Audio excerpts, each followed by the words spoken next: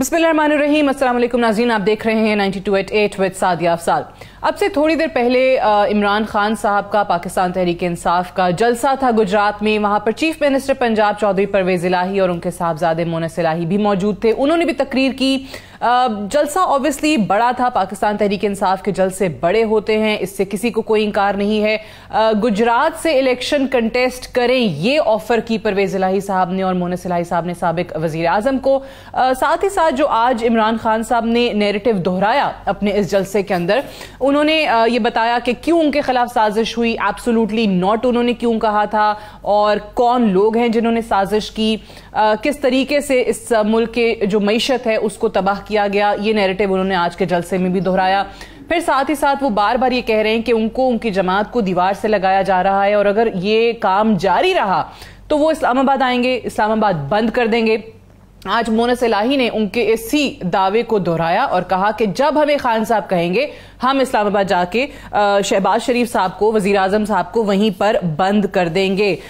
फिर गुजरात के ऑब्वियसली आवाम से जलसे के अंदर वो ये पूछते रहे कि क्या हकीकी तहरीक के लिए तुम इस्लामाबाद आने को तैयार हो। तो इसका मतलब ये है कि ऑब्वियसली इस्लामाबाद का सोचा जा रहा है, लेकिन ये जो खान साहब शायद एक स्ट्रैटेजी के तहत ये सब कुछ कर रहे हैं कि पहले जलसे हैं, लोगों को मोबिलाइज कर रहे हैं और उसके बाद बार बार ये कह रहे हैं कि अगर मुझे दीवार से लगाया तो मैं भरपूर मुकाबला करूंगा और इस्लामाबाद आऊंगा। साथ ही साथ जो उनका आज उन्होंने जिक्र भी किया अपने जलसे में कि इस्लामाबाद हाई कोर्ट के अंदर जो तौहीन अदालत का केस चल रहा है, उस हवाले से जो PMLN का, जो हुकूमत का एक यूं कहना चाहिए कि उनकी ख्वाहिश है या मुतालबा है, वो ये है कि इमरान खान को तौहीन अदालत के अंदर ना अहल करें। और इस हवाले से ऑब्वियसली उनके बहुत सारे लीडरान ने प्रेस कॉन्फ्रेंसेस भी की हैं, उनके बयानात भी सामने आए हैं, उस पर भी बात करेंगे। IMF की जो डील है उसका बहुत जिक्र है। फिर एक बार फिर से जो 47 साल में नहीं हुआ रिकॉर्ड 27.3% इन्फ्लेशन जो है कंज्यूमर प्राइस इंडेक्स के मुताबिक, वो इस वक्त पाकिस्तान में अगस्त के महीने में रिकॉर्ड की गई इस साल। इस पर भी बात होगी। मेहमानों का आपसे तारुफ करवा दूं। इस्लामाबाद स्टूडियोज में डॉक्टर इफ्तिखार दुरानी हमारे साथ मौजूद हैं, सीनियर रहनुमा पाकिस्तान तहरीक इंसाफ के। बहुत शुक्रिया दुरानी साहब आपका। हमारे साथ रफ़ीक रजवाना साहब मौजूद हैं, सीनियर रहनुमा हैं PMLN के एंड फॉर्मर गवर्नर पंजाब। बहुत शुक्रिया रफ़ीक रजवाना साहब आपका भी। और मजहर अब्बास साहब, सीनियर सहाफ़ी तज्ज़ियाकार हमारे साथ मौजूद हैं। मजहर साहब आपका भी शुक्रिया।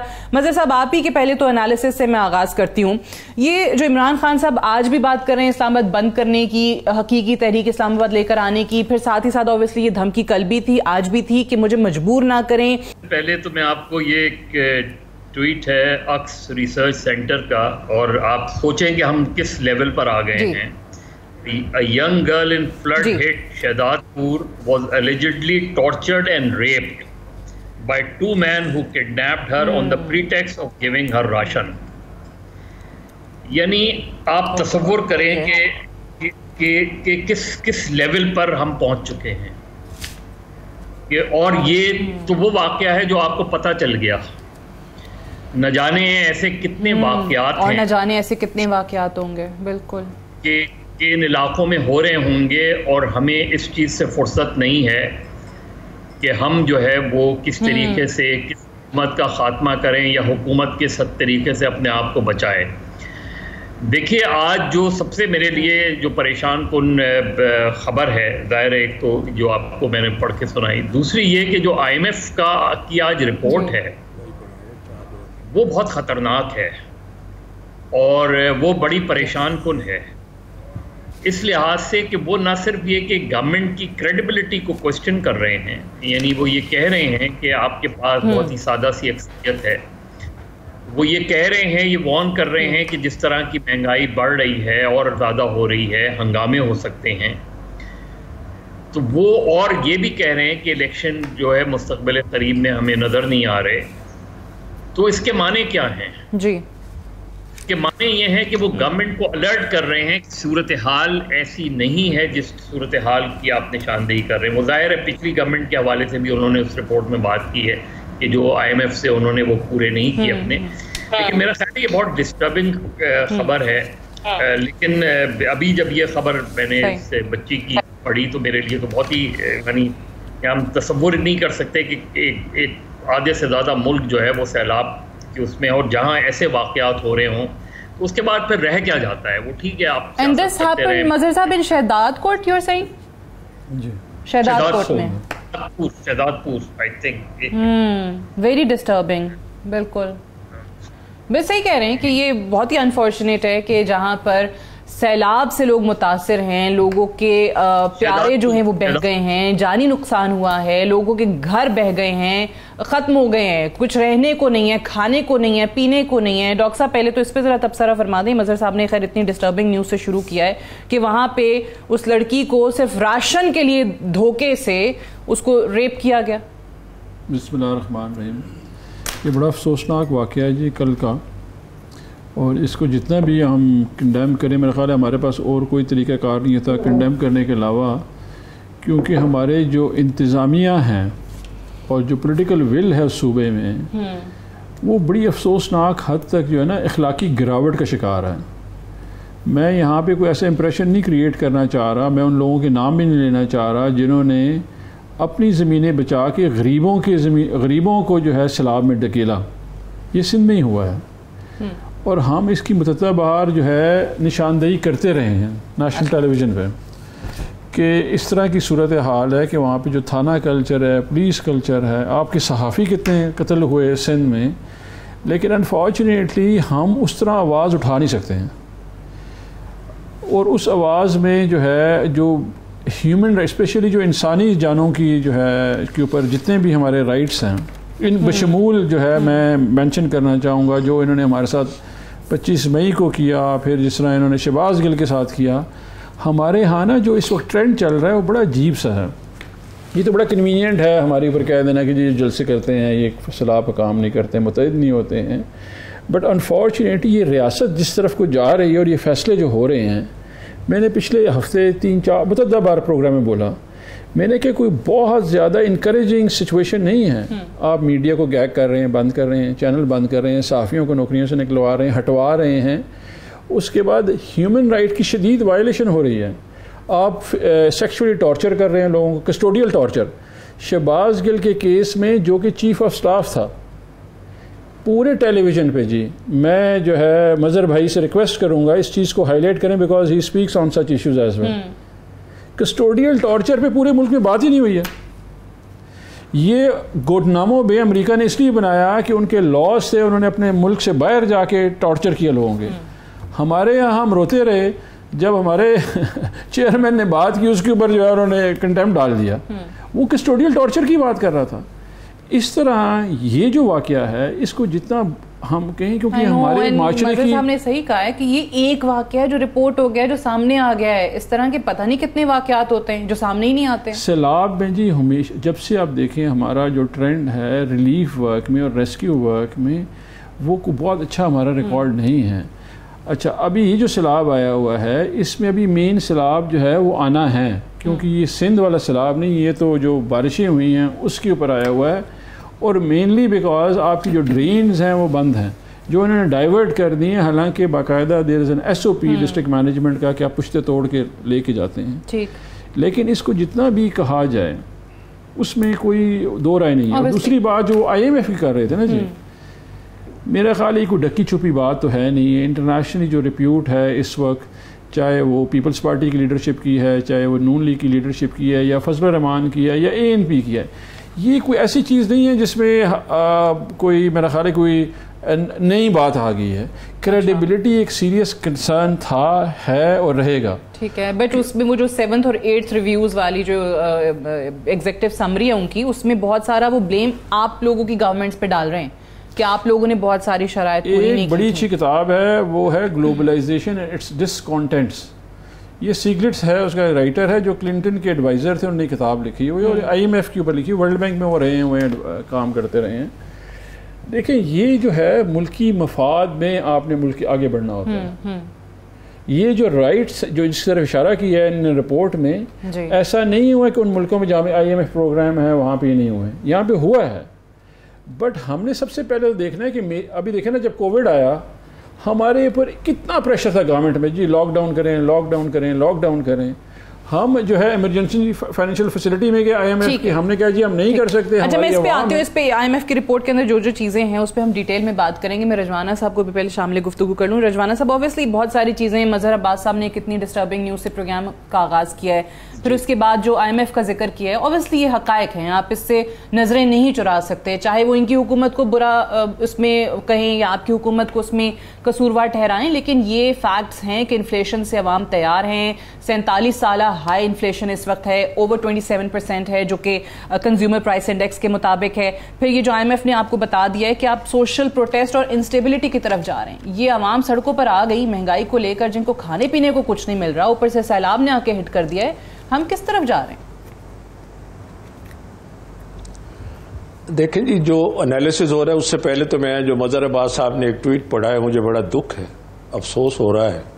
इतना बड़ा दुख भरा वो वाकया है कि उस वाकये के साथ साथ फिर बाकी वाकयात भी दुरानी साहब ने जो दोहराए अपनी जमात के हवाले से, तो उस पर मैं कुछ ज़्यादा बात नहीं करता। इतना कहता हूँ कि माजी भी इन चीज़ों से भरा पड़ा है, और पेका ऑर्डिनेंस के बारे में जो इस्लामाबाद हाई कोर्ट ने तौहीन अदालत की कार्रवाई में कहा कि अगर हम उसको ख़त्म ना करते तो आधा पाकिस्तान जेल में होता, एक ऑब्जर्वेशन होती, इस बात को जो ही ख़त्म कर देते हैं, क्योंकि फिर क्रिटिसिज्म वर्सेस क्रिटिसिज्म से जो है ना हमारे नाजरीन मुतमईन होते हैं और ना ही हमें अच्छा लगता है कि हम इस बात पे करें। हमारा बड़ा अच्छा पैनल है।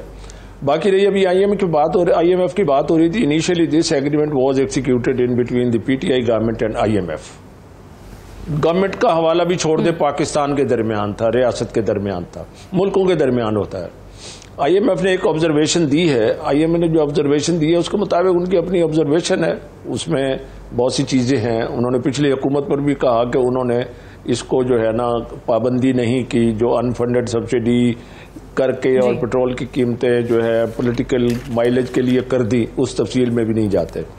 तो ये कोई 4 महीने का शाखसाना नहीं है, ये एक तसलसल है। 4 साल पौने 4 साल हुकूमत रही, उन्होंने जो कुछ किया, कोई ऐसी चीज है शेयर करने की जो उनकी सक्सेस हो। फॉरेन पॉलिसी, CPEC, महंगाई उस हद तक जिस हद तक उनके दौर में थी। उसके बाद आप इंटरनेशनली देखें, 4 महीने में जो कुछ हुआ है, वो 4 महीने जो है वो है जो फसल बोई गई थी वो हम अब काट रहे हैं। और फिर आप ये देखें कि जो गवर्नमेंट चेंज हुई है, जिससे इमरान खान साहब रिएक्शनरी हुए और वो सड़कों पे आ गए पार्लियामेंट छोड़ के, आज वो इलेक्शन लड़ रहे हैं उस पार्लियामेंट के लिए जिससे उन्होंने इस्तीफे दे दिए। अच्छा, आज पार्लियामेंट के लिए इलेक्शन लड़के फिर क्या करेंगे? इनका असल मकाम है पार्लियामेंट। सड़कों पे भी जाएं, जुलूस भी निकालें, पार्लियामेंट में जाएं, वहां अपोजिशन का रोल अदा करें। अगर अदम एतमाद ला सकते हैं तो हुकूमत को टॉपल कर दे और अदम एतमाद ले आए। वो अदम एतमाद जो आया वो इत्तेहादियों की वजह से आया, ये भी इत्तेहादियों की वजह से हुकूमत इनकी बनी। ठीक है जी, चलो ये भी एक माजी का किस्सा है, आगे चलना है। जिस दिन से इमरान खान साहब के खिलाफ अदम एतमाद हुआ, उस दिन से मुल्क में बेचैनी, अनरेस्ट, और फिर लगता है ऐसे है कि पाकिस्तान में सिर्फ इमरान खान साहब ही लीडर है। इमरान खान साहब ही पाकिस्तान में वाहिद तहरीक इंसाफ की जमात है, बाकी जमातें जो है वो जमातें नहीं हैं। मेरी ये गुजारिश होगी कि पॉलिटिकली मैच्योरिटी का मुजाहरा करें, आप जल्द से जुलूस निकालें। आप इलेक्शन उस पार्लियामेंट का लड़ रहे हैं जिसकी आप निगेशन कर रहे हैं, आप उन हलकों से लड़ रहे हैं जिन्होंने आप इस्तीफा दिया। तो ये कॉल और फेल का जो तजाद है, इससे बचे, इसको खत्म करें, go back to the parliament. आप कहते हैं जलसे करने जरूर करें, लेकिन पार्लियामान में जो असल आपका किरदार है वो वहां आकर अदा करें। ये मुझे एक ब्रेक लेनी है, ब्रेक से वापस आएंगे, डिस्कशन को हम यहीं से आगे बढ़ाएंगे कि ऑब्वियसली ये ठीक है। रजवाना साहब गॉट योर पॉइंट, ब्रेक ले लें, ब्रेक से वापस आते हैं, डिस्कशन को कंटिन्यू रखेंगे। Stay tuned.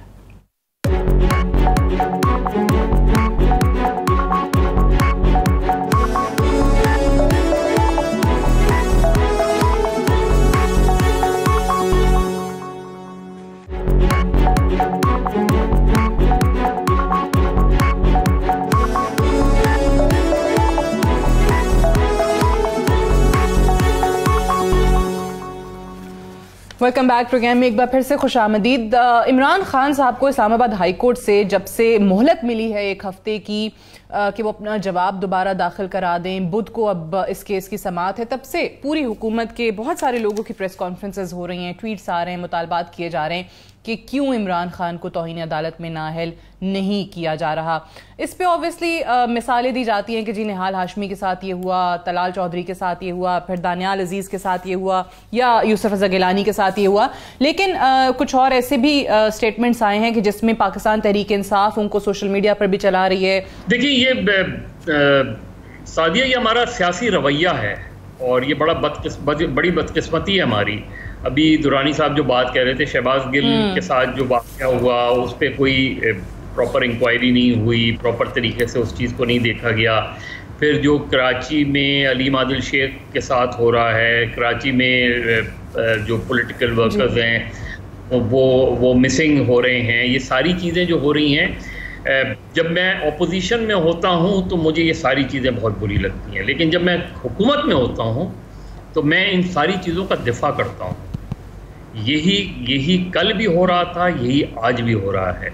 हम जो कवानीन हैं हम उनको अपने मतलब के तौर पर इस्तेमाल करते हैं। जब मैं गवर्नमेंट में होता हूँ तो मैं उन्हीं कवानीन को अपने मुखालफिन के ख़िलाफ़ इस्तेमाल करता हूँ, और जब मैं अपोजिशन में होता हूँ तो मैं उन्हीं कवानीन की जो है वो मजम्मत करता हूँ और मुखालफत करता हूँ। जब तक इसीलिए मैं हमेशा ये बात कहता हूँ कि पाकिस्तान में मीसाक़ सियासत की ज़रूरत है। हमारे यहाँ वो सियासत के पैरामीटर्स डिसाइड करने की ज़रूरत है कि आप एक तो कहते हैं कानून सबके लिए एक है, ये सिर्फ हम एक ऐसा जुमला है खूबसूरत सा जो हम कहते हैं कि कानून की नज़र में सब बराबर है। नहीं है सब बराबर, हमें नज़र आता है कि बराबर नहीं है कानून की नज़र। कानून जो है बाज़ लोगों से खौफज़दा हो जाता है और बाज़ लोगों को जो है वो फौरी तौर पर सज़ा भी दे दी जाती है। तो मजमूई तौर पे हमारे जो भी सियासी कायदीन हैं, जो भी सियासी अकाबरीन हैं, ये उनके सोचने का काम है। आप आज नहीं करेंगे, कल वही चीज़ आपके साथ भी होगी। अब मैं टेलीविज़न की बात कर लूँ, पाकिस्तान टेलीविज़न की बात कर लूँ, कौन सी पार्टी है जिसके मंशूर में शामिल नहीं है कि जब वो बरसर इख्तिदार आएंगे तो टेलीविज़न को खुद मुख्तार कर देंगे। वो किसके मंशूर में ये चीज़ें नहीं है, सबके मंशूर में। जब हुकूमत में कई सालों से सुन रहे हैं, बिल्कुल जब हुकूमत में आते हैं तो क्या करते हैं, फिर उसी टेलीविज़न को अपना माउथ पीस बना लेते हैं। यही हमारे रवैये जब तक तब्दील नहीं होंगे चीज़ें बेहतर नहीं होंगी। आज कुछ चैनल के साथ हो रहा है, कल किसी और चैनल के साथ हो जाएगा। ये जो चीज़ें हैं हमें, मेरा ख्याल है कि हमारी सियासी जमातें को बहुत ठंडे मिजाज से सोचने की ज़रूरत है। और देखें, जब आप कोई लीडर किसी सरकारी अफसर को थ्रेट करता है ना, तो वो सरकारी अफसर आपको जवाब नहीं दे सकता। और यही बड़े और छोटे का फ़र्क होता है। आप उसकी आंखों में आंखें डालकर बात करें जो आपको जवाब दे सकता हो। आप नवाज शरीफ की आंखों में आंखें डाल के बात करें, आप आसिफ जरदारी की आंखों में आंखें डालकर बात करें, वो जवाब दे सकते हैं। एक आईजी आपको क्या जवाब दे सकता है? एक जुडिशियल मैजिस्ट्रेट। ये इसीलिए शॉर्ट में सुनाया कि सरकारी मुलाजमीन को ये फिर से धमकियां दी गई, चाहे किसी की भी पार्टी की तरफ से दी जा रही हैं। That is wrong and you are absolutely right कि ये वो आके आपको जवाब नहीं दे सकते जी। आप उन्हीं गवर्नमेंट में जवाब। ये जो आपने बड़ी बात एक की ना कि मिसाके सियासत की जरूरत है। अच्छा डॉक्टर साहब, आप पहले इसका जवाब दे दें, फिर रजवाना साहब की तरफ जाऊंगी कि हमारी ईगोज इतनी बड़ी हो गई हैं मुल्की मुफाद से, अवामी मुफाद से, कि हम लोग कुछ इस चीज़ पे सोचने को, बात करने को, बैठने को तैयार ही नहीं है। देखिए, इस वक्त बड़ा क्लियर डिवाइड है, और ये जो निज़ाम है ना 75 साल जो हमारे ऊपर जो ब्रिटिश एक्ट 1935 से हमने इनहेरिट किया हुआ है, जो कि बेसिकली एक इम्पीरियलिस्टिक स्टेट का निज़ाम होता है, मेरा ख्याल है ये डाउन स्लाइड पे है। ये बड़ी आखिरी लम्हात में है। रियासत जो है ये रियासत लोगों ने अपनी मर्ज़ी से अपने लिए बनाई थी। 1947 की और ये तहरीक आज़ादी जो थी, ये बरी सग़ीर में मुसलमानों ने एक रियासत अपने लिए बनाई थी। आपको पता है कि इसके अलावा एक और रियासत थी जो कि ख़ुद लोगों ने बनाई थी, वो रियासत मदीना थी। तो जो राइट्स है ना जो आपके, हम कहने को तो ना इस्लामिक रिपब्लिक ऑफ पाकिस्तान है। अच्छा, इस्लामिक टोटली, ये बैरिस्टर साहब यहाँ मौजूद हैं, हमें ज़्यादा एजुकेट करेंगे, रफ़ीक रजवाना साहब। Islamic has a total different dimensions, जिसके लिए शरीयत कोर्ट वगैरह बनी हुई है। फिर एक रिपब्लिक भी बना हुआ है। अच्छा, ये इटसेल्फ जो है ना साइड बाय साइड चल रहा है इस मुल्क में इस वक्त जो। अच्छा, इसी की मैनिफेस्टेशन क्या हुई? 70 की दहाई में भुट्टो साहब सोशलिज्म लेके आ गए, 80 की दहाई में ज़िया साहब जो है इस्लामाइजेशन लेके आ गए हैं। स्टेट ने एक चीज़ रियलाइज़ करनी है कि ये स्पेशली पिछले 20 साल जो है, जो इंफॉर्मेशन रेवोल्यूशन आया है, लोगों को अपने राइट्स का पता चल गया है। अभी जब डिस्पेंसेशन ऑफ राइट्स नहीं होती है ना जी, चाहे वो कोर्ट्स हैं, चाहे वो लॉ इंस्टीट्यूशंस हैं, आपने सिटीजनरी को रखना, ऊपर रखना है कि ये जो सिटीज़न है इसको मैंने इंसान तस्वर करना है, उसकी खुददारी को मैंने इज़्ज़त देनी है, उसको इज़्ज़तदार बनाना है, तब जाके ये माशरा आगे बनेगा। जो वेस्टर्न डेमोक्रेसीज़ है उसका सेंटर जो है वो इंसान है। अच्छा, हमारे यहाँ जो सेंटर हैं बड़े ज़रूरी इदारे, बिल्कुल इस मुल्क, कोई दुनिया में मुल्क बगैर इदारों के नहीं चलता। इस वक्त जो है वो बड़ी विजिबल सी आपकी एक डिवाइड आ गई है। ये मेरे कहने से या जो है मज़हर भाई के कहने से नहीं आएगा, ये रफ़ीक रिजवाना साहब के कहने से नहीं आएगा, ये दुनिया की 5वीं बड़ी आबादी है। स्टेट डिपार्टमेंट कहता है 5000 से ज़्यादा फॉलोअर हो, ये इन्फ्लुएंसर इसके पीछे फॉलो करें। अच्छा, 5वीं बड़ी आबादी की जो ह्यूमन रिसोर्स है, आप उसको इंसान तस्वर नहीं कर रहे हैं, वरना ये सिंध का वाक़या ना होता, 25 मई ना होता, शहबाज गिल के ऊपर जो है तशद्दुद ना होता। आपकी बात सही है ये, लेकिन मुझे एक बात बताइए, मज़हर साहब ने भी इसका हवाला दिया, रिजवाना साहब ने भी, क्या हुकूमतों के लिए स्टैंडर्ड्स फ़र्क हो जाते हैं, अपोजिशन में होते हैं तो स्टैंडर्ड्स फ़र्क हो जाते हैं? गालिबन रिजवाना साहब मेंशन पीका ऑर्डिनेंस, क्या हुआ था वहाँ पे अदालत में? बिल्कुल वो कंट्रोवर्शियल ऑर्डिनेंस लाई आपकी हुकूमत। मैं आपको बताऊं, डबल स्टैंडर्ड्स क्यों हैं? नहीं, डबल स्टैंडर्ड नहीं। देखें, प्रोटेक्शन ऑफ जर्नलिस्ट एक्ट हमारी हुकूमत में आया, ठीक है जी। अच्छा, जो पीका ऑर्डिनेंस है उसमें अमेंडमेंट्स होनी चाहिए थी। जो बेसिक इशू है पीका ऑर्डिनेंस पे, फवाद चौधरी का बड़ा स्टांस था कि जी आप जो है डिफेमेशन लॉस को इम्प्रूव करें। हमारी अपनी गवर्नमेंट की बात है, हम गवर्नमेंट के अंदर क्या कह रहे थे कि डिफेमेशन लॉस को इम्प्रूव करें। अच्छा, ठीक, अभी यहाँ पे इशू क्या है? इशू है आपकी लिजिटिमेसी का। अभी अवाम जो है वो क्वेश्चन ये कर रही है इस वक्त, जो आप अभी तो कह रहे हैं महंगाई के लिए ये प्रोटेस्ट होगा, ये इनिशिएटेड है। अगर कोई भी अवाम से इंटरेक्ट करे, अभी जो टेलीथॉन थी जो वज़ीर हमारे जो इमरान खान साहब ने की, वहाँ पे 5.2 अरब रुपए क्यों दिए गए इन रिएक्शन? यहाँ पे सारे लोगों ने अपील की। खैर वो हुकूमत ने बड़े सवालात उठा दिए कि किधर गए पैसे कहाँ हैं। मैं ये कह रहा हूँ कि आपकी जो सिटीजनरी है, ठीक है, ब्रेक ले लेते हैं, ब्रेक से वापस आएंगे, डिस्कशन को हम आगे बढ़ाते हैं। Stay tuned.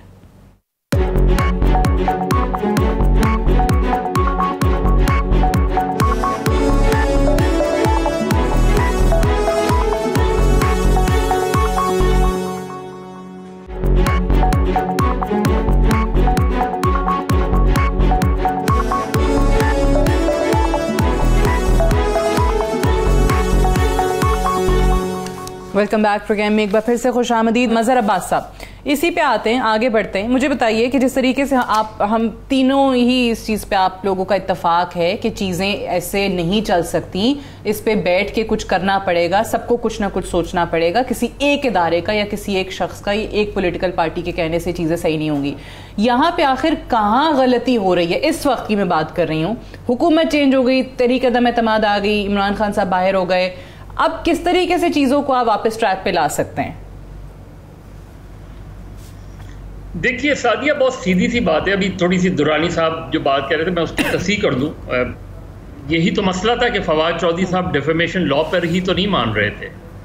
मेरी ज़ाती तौर पे उनसे गुफ्तगू हुई, मैंने ज़ाती तौर पे उनको ऐसी तहरीरें भी भेजी, ऐसी डॉक्यूमेंट्स भी भेजी कि जो इम्प्रूवमेंट मीडिया में इम्प्रूवमेंट लाने के लिए कर की जा सकती थी पैका ऑर्डिनेंस लाए बगैर।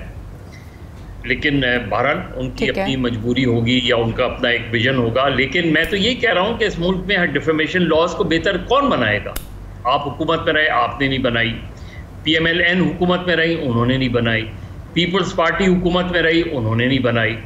तो मैं अगर 1935 एक्ट की बात कर रहा हूँ या इंडिपेंडेंस एक्ट की बात कर रहा हूँ या जो है ऑफिशियल सीक्रेट एक्ट की बात कर रहा हूँ, या वो कवानीन जो तहरीक आज़ादी को दबाने के लिए बनाए गए थे, वो पाकिस्तान में पिछले 75 साल से लागू, कौन दूर करेगा इनको? कौन ख़त्म करेगा इनको?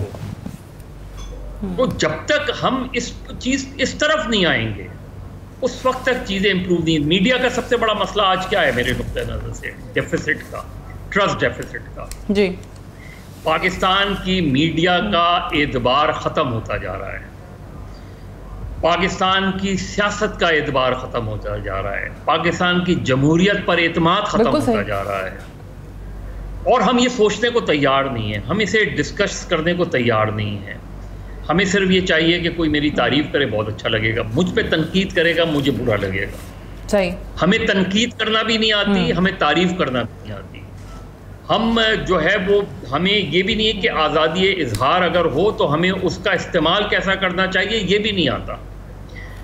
तो बस मसला ये है कि तनकीद और तज़हीक में जो फर्क है वो हम भूल चुके हैं। तनकीद कम, तज़हीक ज्यादा हो जाती है। देखिए इसलिए होती है कि हमें ये अंदाजा नहीं है। देखिए न्यूज़ रूम का तसव्वुर क्या होता है, न्यूज़ रूम का तसव्वुर ये होता है कि खबर एक प्रोसेस से होके जाती है, तो इन दी एंड जब वो खबर जाती है तो फिर एडिटर रिस्पॉन्सिबिलिटी लेता है। आज एडिटर है ही नहीं, एडिटर का इंस्टीट्यूशन ही खत्म हो गया है। तो जब एडिटर का इंस्टीट्यूशन खत्म है, एक यूट्यूबर है वो बैठ जाता है, वो खुद ही रिपोर्टर है। और ये सिर्फ मीडिया का नहीं है, आपने अच्छी मिसाल दी समझाने के लिए भी। और ये आई थिंक ये जो वाली मिसाल है ये सारे बाकी इदारों, हर ऑर्गेनाइजेशन पे शायद इसी तरीके से पूरी उतरती है। रजवाना साहब आपको अभी आवाज आ रही है? आप प्लीज अपनी बात मुकम्मल कर लीजिएगा अगर आप सुन पा रहे हैं तो। जी, वो बात चल रही थी उस वक्त जब इफ्तिखार दुरानी साहब की गुफ्तगू खत्म हुई तो ब्रिटिश निजाम की बात चल रही थी। मैं जाती तौर पर यह समझता हूँ कि हमारे पास एक आइन है 1973 का, उसके तहत इदारों की हद बंदी की गई। उसी के अंदर शेड्यूल में हर इदारे की पार्लियामेंट का हलफ है, स्पीकर का हलफ है, सदर का हलफ है, वजीर आजम का हलफ है, आर्म्ड फोर्सेस का हलफ है। हमारे यहाँ पाकिस्तान में अब तक यही झगड़ा चलता रहा कि आइन के अंदर रहकर काम करें।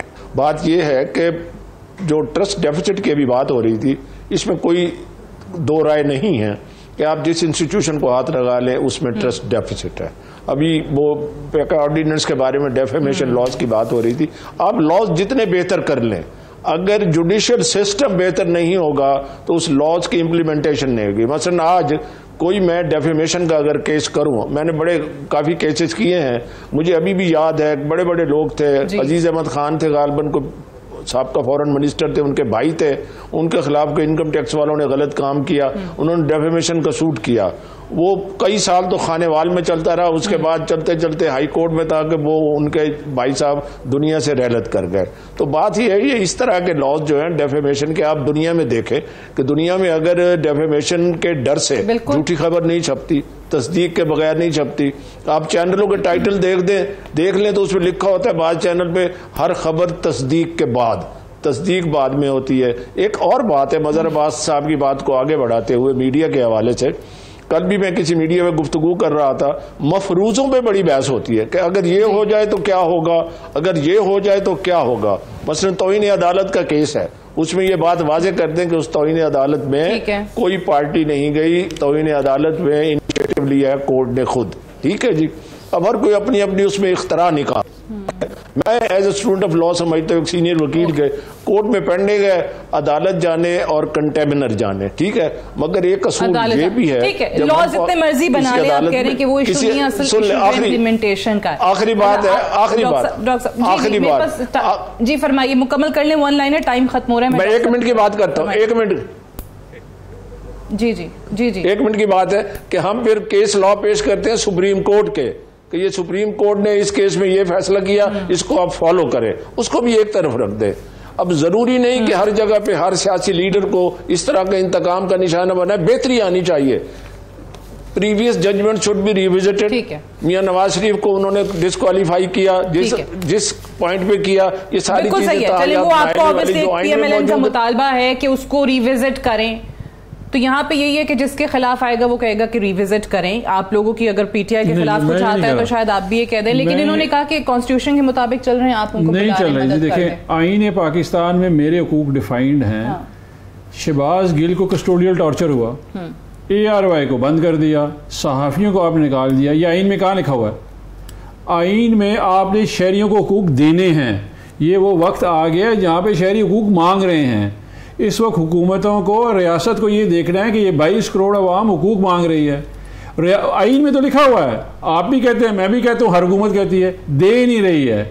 वो आपको देना पड़ेंगे, आज देंगे, 4 दिन बाद देंगे, 5 महीने बाद देंगे, 5 साल बाद देना पड़ेगा। वो टाइम खत्म हो गया। अच्छा, आप किसको कह रहे हैं? पार्लियामान में चले, हुकूमत तो ये बैठे हैं, वो कहते हैं आइन के मुताबिक सब चल रहे हैं। हाँ जी, आप नहीं चल रहे ना। देखें, ये जो केसेस हैं, आइन मौजूद है। ये जो अभी हुआ जी, हमने इनका मेजर प्लान क्या था जब ये लेके आए नो कॉन्फिडेंस? महंगाई हो गई है, वो तो 18% से अभी 45% हो गई है, किसी ने किसी को छोड़ा। इसे कहते हैं कॉन्स्टिट्यूशनल फार्स, खिलवाड़ कॉन्स्टिट्यूशन के साथ, कि कागज़ तो मौजूद है, आपने कागज़ से ही अंदर कॉन्स्टिट्यूशन में कहाँ लिखा हुआ है कि सिंध असेंबली में, सिंध हाउस में बंदों को बुला के आप खरीदेंगे, पंजाब हाउस में आप बंदे खरीदेंगे, ये आइन में लिखा हुआ है। वो तो सुप्रीम कोर्ट ने डिस्क्वालीफाई भी कर दिया। आइन ने कुछ किया नहीं किया, आप एक्चुअली आइन का खिलवाड़ खेल रहे हैं। ये अवाम जो है अपने हकूक़ का, सोशल मीडिया ने उनको बता दिया है कि मेरे हकूक़ क्या हैं, वो हकूक़ मांग रहे हैं, बाहर खड़े हैं, वो कहते हैं ये हकूक़ दे दे। अभी फैसला करना है कि हकूक़ कब देने हैं। जितना आप डिले करेंगे उतने ज़्यादा लोग उसमें होंगे, जिसे कहते हैं उनका गम, गुस्सा, परेशानी बढ़ेगी। हकूक़ रियासत ने देने, तो आईने पाकिस्तान रियासत है ना जी, हमने इकट्ठा, हम सारे मिल के हमने आईने पाकिस्तान, ये बैठे में इस वक्त हुकूमत के अंदर, हाँ जी, ये तो मान नहीं रहे ना, ये तो कहते हैं कि हम सिर्फ और सिर्फ according to law and constitution चल रहे हैं। हर इदारा जो है, हर चीज जो है मुल्क में वो बेहतरीन चल रही है। और शहबाज गिल को वैसे लेके बाहर से, इंडिया से बंदे आ गए थे, अमेरिका से लेके उठा के चले गए हैं। 25 मई को बाहर से, अफगानिस्तान से को आ गया था हमें पिटाई करने के लिए, हमारी औरतों के घर चले गए, बच्चों को उठा लिया गया, वो वैसे हो गया, वो तो बाहर से आए हुए थे।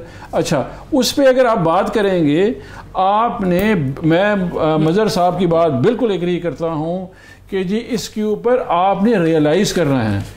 हो ये रहा है कि हम आंख छुपा रहे हैं उनसे, आंखें बंद कर रहे हैं, कबूतर की तरह सर दबाया हुआ कि जी ये नहीं हो रहा, हो रहा है, आपने कन्फ्रंट करना है और सोल्यूशन निकालना है। चलिए, unfortunately I run out of time. बहुत शुक्रिया दुरानी साहब आपका, रिजवाना साहब आपका, मजहर अब्बास साहब आपका प्रोग्राम में ज्वाइन करने के लिए। That's all for tonight, I will see you tomorrow इंशाल्लाह। इजाजत दीजिए, खुदा हाफिज़।